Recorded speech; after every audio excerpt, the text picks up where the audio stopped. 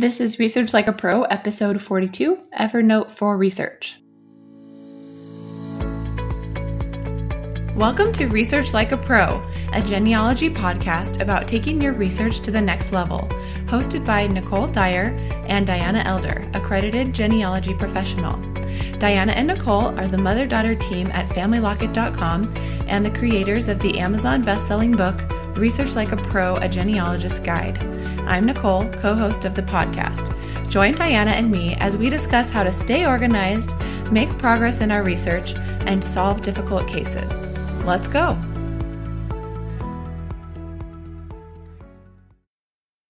Hi, everyone, and welcome to the show. I'm Nicole Dyer, co-host of the Research Like a Pro Genealogy podcast. I'm here with accredited genealogist Diana Elder. Hi, Diana. Hi, Nicole. It's great to be here today with you.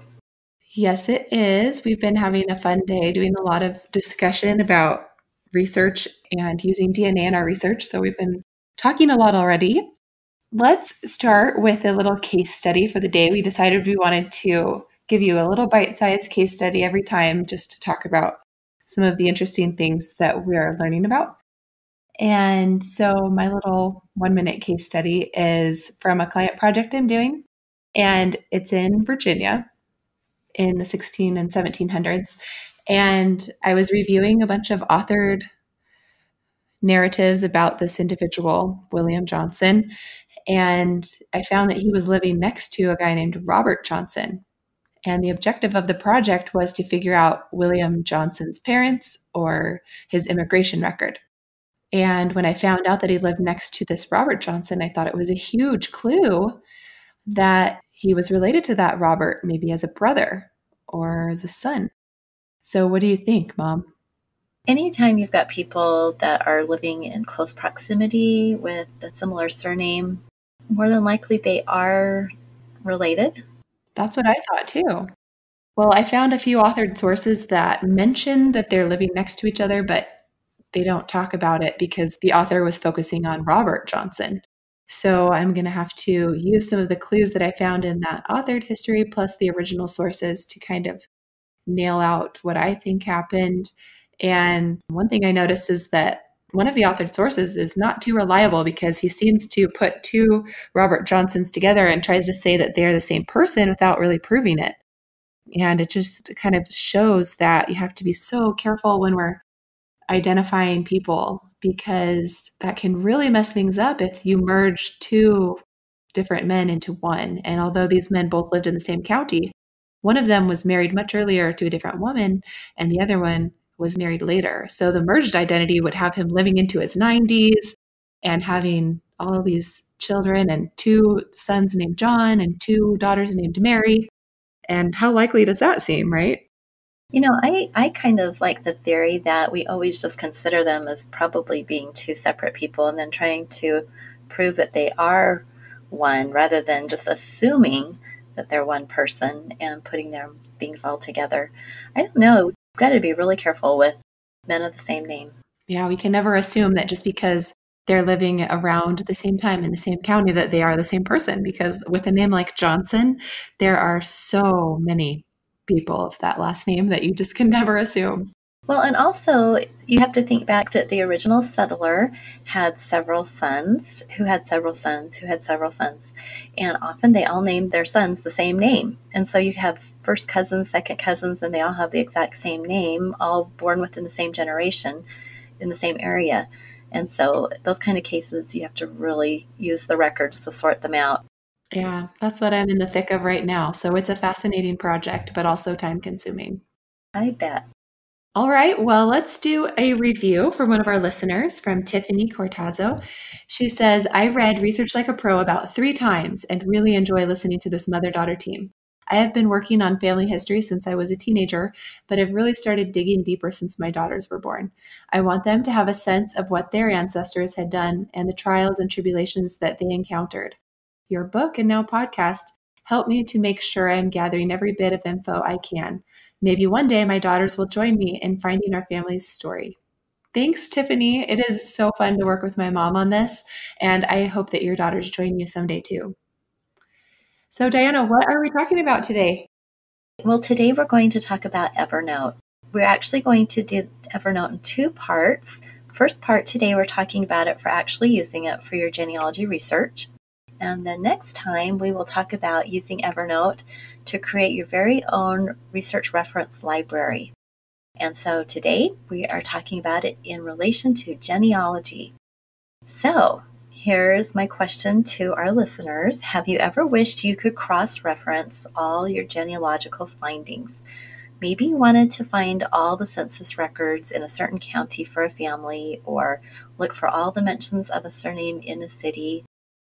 Maybe you just want to do a locality research and find everybody in your family who was in one certain county, regardless of their surname. So you could do this a lot of different ways if you're using your paper files, like get them all out, make piles on the floor and, make charts.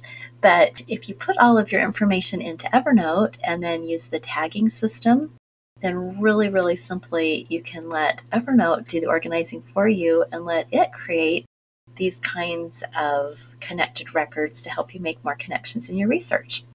So I know there are a lot of people that use Evernote in lots of different ways for genealogy, and I've tried a few of those, and this is the one that I settled on. So, I'll let you decide if you like it for what you're doing or if you want to keep exploring and find a better way. But as I always say, in any of this organization stuff, you have to do what works best for your brain. So today we're just going to talk about what has worked well for my brain. So Nicole, I think you're going to kind of tell us a little bit about just getting started with Evernote. Right. So I've used Evernote before as well, and I don't use it as much as Diana does, but it is really great for organizing all kinds of things, like if you're doing web clippings, and we'll talk about that later. So to get into the basics, the first thing that you do is decide what notebooks you want to create. In Evernote, you can have different notebooks, and within those notebooks, you have notes. But you can also organize your notebooks into stacks. So if you imagine that you have a stack of notebooks, then that's kind of what stacks are. It's kind of just like a general category for your different notebooks. So what stacks do you have, Diana? When I first started doing Evernote for genealogy, I had heard other people had notebooks for every surname, or they had notebooks for, the set of grandparents or the set. And I happened upon someone who said they just had two, one for their maternal line, one for their paternal line. And I really like that because I like it to be pretty simple. I don't want to have a gazillion notebooks. I just wanted to have my main ones. So that's what I do. I have my maternal line, which I titled with my mother's maiden name, so that's Kelsey Genealogy Research. And I have my paternal line, and I labeled that the Schultz Genealogy Research for my dad's surname. And so everything I find, it's really easy for me to tell. Everything on my mother's side goes in one, on my dad's side on the other.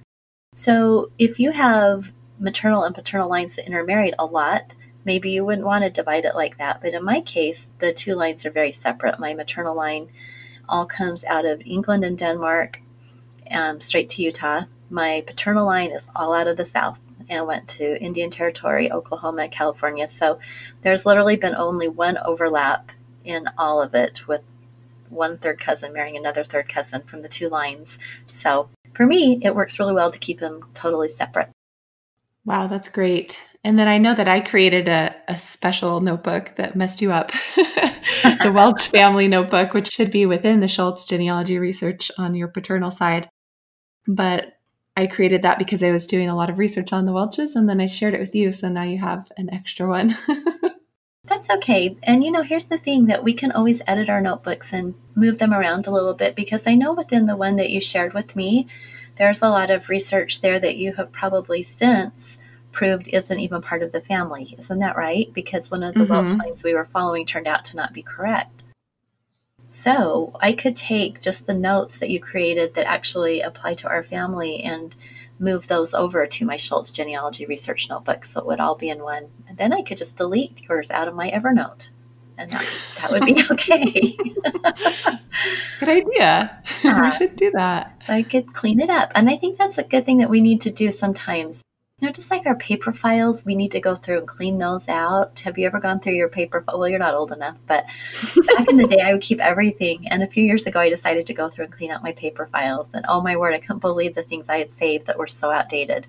Stuff like little papers with recipes on them and that now are all over the internet, So same thing with our Evernote notebooks. If you're just starting or if you've done it a while, it's okay once in a while to go through and clean out a little bit, get rid of stuff, reorganize. It's probably a good practice. Well, even though I'm not as old as you, we did move. And when we moved, I went through a lot of paper files and books and got rid of a bunch of things. It was really nice. I love getting rid of paper. In fact, my children bring home so much paper from school that they would probably be a little bit sad if they saw how quickly I recycled that. I only save really special papers from school. Yeah, well, that's necessary when you have children. Let's see, what else do we want to talk about here? Okay, so what kind of notes do I put in my genealogy research notebooks? Well, I like to put in all sorts of things, but I do like to put in the records. And so let me just give everyone an idea of how I set up my notebooks. So I've got the Schultz notebook, I've got the Kelsey notebook. Within those notebooks, I'm just looking at my Schultz one right here. And I have got censuses, I've got a land lottery record, I have got a clipping from newspapers.com with a news clipping for a family member. I have got a pamphlet from MyHeritage where an individual was named. So I have got a large variety of all sorts of different types of records, and these are images. So if I click on one of these notes, I can actually see the image. And I can have my source citation attached to it because I can add extra notes to my images. I can annotate them. I can do a little arrow pointing to something. I mean, there's all sorts of different types of notes I can do with Evernote. And so I like to put in the record. So how do I put in a record? Well, you can upload a PDF or a document, or you can clip from the web. Those are the things that I use the most. And I recently discovered a really great trick that has simplified and made my life so easy. So we have talked a lot about how we use Google Drive. So what I have found is when I have saved a record to Google Drive, let's say the 1850 census, and it's in Google Drive, I'm looking at it on my Google Drive on my computer, so not on the cloud, on my computer. If I right-click on that document, I can get a little message that says send to Evernote, and I click on that and it automatically creates the new note in Evernote, which is fabulous, which means if I have my Schultz notebook open on Evernote on my desktop, I click on that 1850 census, send it to Evernote, and boom, it's there. And then I go over to Evernote and I put my tags in and it's done. So it's really, really fast. Wow, that is great. I was really happy when I discovered that because before that, I would create a note and then do the upload feature. And it was just like a few extra steps. Being able to send it straight from Google Drive to Evernote helps. So here's kind of my workflow, because I know everybody's always wondering, how do you do this? When do you do this? So let's say I'm doing a Research Like a Pro project. I've done my research log, I've gathered up everything, I've written my report, I've finished up a project, and I have, say, 10 documents that I've saved on this individual that I've discovered in the process of my research. So I go to that folder of that individual, and then I can, in about, 5 minutes or less, send each one of those over to Evernote and do the tags, and that's kind of a final step in that project. Getting those documents that I've saved in Google Drive over to Evernote, and then they're there also. So it's just kind of a backup to my Google Drive, but the thing that's cool is that once it's in Evernote, I can do tags. So Nicole, why don't you talk just a little bit about how tagging works, and then I'll talk about how I use it. I love tagging. We use it a lot for our website. Tagging allows you to put a little bit of information with each note, and you can put an unlimited number of tags on each note. So if you wanted to tag each note that is about the Welch family, you could put Welch. If you want to tag each document that is from Indian Territory, you can tag Indian Territory. And you can think of all kinds of different tags that you might want to use. And then once you've tagged everything with that, it makes it a lot easier to search for and find certain things that are tagged with that. So if you wanted to find all of the Schultz family in Texas, you can filter all of your notes by the ones that are tagged with Texas and then the ones that are tagged with Schultz's. So that's kind of how tagging works. And here's the reason why that is so cool. Like, just like Nicole said, sometimes you just want to find all the people within a county. In my paper files, I have them organized, and my digital files, I have them organized, but this gives me a way to look at things in a little different way. Sometimes I want to just analyze my records, thinking about who all was in that certain county and see if I can make any connections between people that I hadn't thought of before. Or maybe I want to just look at all the census records for a family and put them in a timeline and just be able to look at them in a different way. Evernote's super helpful with the tagging in that respect. You could also add tags if you didn't know something. Like maybe you put in a record and you suspect this might be in your family, but you're not sure. You could have a tag that would be, say, to discover or to explore, to research. And then when you sat down, you could type in to research and then look at some of those different records that you're still trying to figure out. Because I think we all sometimes come across things and we're interested in them. They seem like they might fit our family. We're not sure. And this might be a good way to keep track of some of those things. It really is there just to use whatever you can think of. Now, one of the things that I didn't mention before about creating a note is doing a title. So I've talked before about how I have a naming protocol with my Google Drive documents. I do date, type of record, name, and then locality. So the one I'm looking at right now, it says 1797, Will Administration, Mary Cessna, Greene County, Georgia. Because I have that naming protocol done on my document in Google Drive, when I do my little trick of right-clicking on it and sending it to Evernote, guess what comes in as the title? That exact title. It's the exact name that my file name was. And at the end it says .png because it was an image file. So how cool is that, Nicole, that I don't have to retype a title because I already did my naming protocol in Google Drive. So when it comes into Evernote, it's already there and it's great. It's always just nice to have a little system. And then all I do is really quickly type in. Now here are my tags for this one. So I typed in some different surnames because this Mary Cessna, that's what she's named in the record. But she also goes by Baker because that's her maiden name. So I typed in Baker. I added an extra surname for the tagging. I have Baker, Cessna, Georgia, Greene County, and Will Administration. So now I could look up Will Administration and get all the things for that, or I could look up Georgia for Cessnas and see who all are the Cessnas in Georgia that I have records on. It is kind of a fun way to look at your records, and I like being able to annotate them and draw on them and make notes on my record. Yeah, that is a really fun part, which leads us to the web clipper. But before we do talk about the web clipper for Evernote, I wanted to mention that I'm going to be putting a link in the show notes about Evernote and Google Drive and how they work together and how you can integrate them. So the link is evernote.com/Google-Drive, and the link is in the notes. So make sure you check that out if you're wanting to do what Diana does and integrate Google Drive with Evernote. Okay, so now we're going to talk about my favorite part of Evernote, which is the web clipper.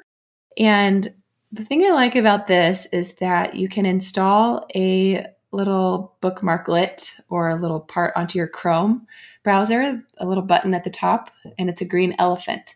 And whenever you're on a web page that has a record that maybe you want to save to your Evernote notebook and make notes on it, you can just click that elephant and then it can help you take a screenshot, or you can save a PDF file or whatever that web page is.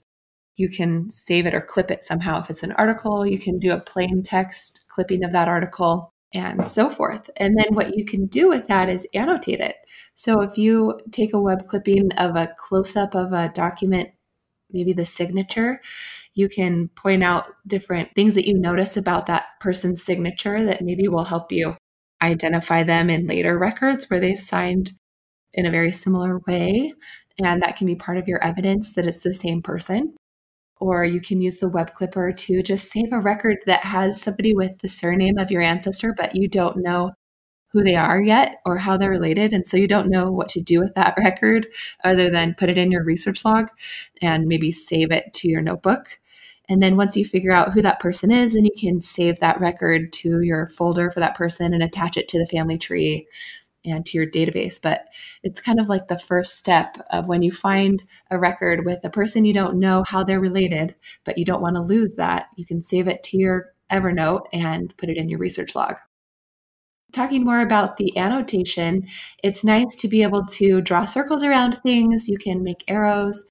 You can type right onto the image or screenshot. There's a lot of different things you can do to annotate these, and it's really fun to do. What do you like to do with your web clipper?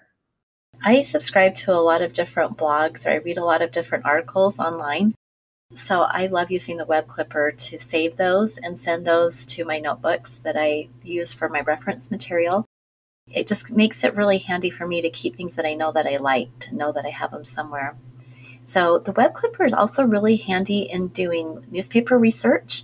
So when you're doing those newspapers, and some of the programs let you do clippings and things, but others are not so great at that. So I really like to use it because it's like taking a screenshot, clipping it off the page you're seeing and putting it into Evernote. And that's really helpful. And then I add the URL so I can get right back to it. And I want to add, too, that Evernote does have the OCR recognition, so you can put things in there and it can help you search for surnames and things that maybe you didn't tag or that you didn't know that were there. Like I just did a little search on the surname of Cox, which is the ancestor I'm researching right now. It was really interesting because it brought up a document that I had not tagged as Cox, but the OCR found Cox within it. And it's actually for a different surname, a different person I'm researching. So I thought that was really interesting. I'd kind of forgotten about that capability. Now, I do have to say that I do subscribe to the premium version of Evernote. And so there's a free version. I decided I wanted to go premium because I didn't want to have any limitations on how much I could add per month. You have a limit per month. So if you just want to, use your limit each month and then go to the next month and then add more, you totally can do that. I did that for a long time, for probably a year or two, but then I wanted to add more, so I decided to start paying. So just a little caveat there, you can use it for free, and I think you're just still on free, right, Nicole? Yeah, I am. Yeah, and that's worked just fine for you. So as far as the web clipper, yeah, it's just really helpful and really fun. I love it. Oh, I have to share a couple cool things about the web clipper because I'm just playing with it right now. Okay. Have you ever used the pixelate feature? No, tell me about that. This would be great for when you're maybe teaching a class to your genealogy society about DNA or something, and you want to take a screenshot of some of your matches, but you're not supposed to be sharing the names of your matches, right? Because they're living people and you need permission. Well, if you took a screenshot with the Evernote web clipper, you could use the pixelate feature to select an area and then have that be pixelated so that it blurs out the name or blurs out the faces of somebody in a picture or whatever you're needing to pixelate. So that's kind of fun. I think that is great. I think I knew that once upon a time and I forgot it. So I'm totally going to use that because I am getting ready to do a big DNA presentation. So that'll be perfect. When I work on doing all of my screenshots, I will have to use the web clipper. You can also use the highlighter. There's a marker. You can put stamps on, like exclamation points and question marks, and put all different kinds of colors and draw on it. So there's a lot of fun things you can do. And I know there's other things that do this as well, but I just thought I'd point out that Evernote has a great web clipper. That is really fun. That's a great idea. So another thing that you can do with Evernote is to make yourself little research notes. So you could create a summary of known facts about an individual. You can do tables in Evernote. So you could make a table and add information to it as you research. And this could be a research log. I like doing my research logs now in my spreadsheets in Google Sheets, but maybe you'd rather keep a table as a research log within Evernote. And I know people that do like to do that. So it's just another alternate way that you could work with your research information. kind of the fun thing that you can do is in Evernote, you can copy internal links.